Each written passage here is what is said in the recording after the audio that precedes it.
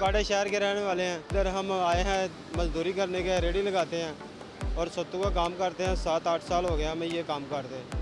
जब गर्मी आती है ना जून जुलाई की, ये महीने बहुत हार्ड होते हैं और जो सत्तू है ना इसको वाम खुश होकर पीती है।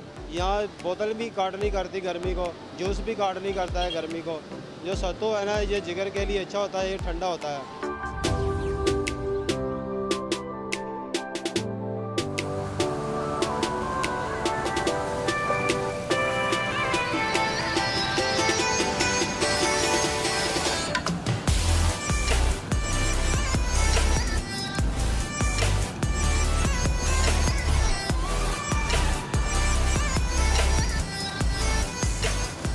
सत्तू जो है ना ये बहुत ही ज़्यादा मुफीद है। गर्मियों के लिए ये बेस्ट से यानी कि बेस्ट है। मैं गांव का रहने वाला हूँ तो मुझे पता है इसकी कदर। इसमें जो होते हैं ना वो हमारी गंदम से निकाले जाते हैं। मैं कहता हूँ कि ज़मीन से जब वो ठंडक से जो बनते हैं ना तो जिगर पे बहुत ठंडक देते हैं। अगर आप रोज़ाना का 1 गिलास पिएंगे ना, जितनी भी गर्मी में आप काम कर रहे हैं कोई भी गर्मी की फीलिंग नहीं होती।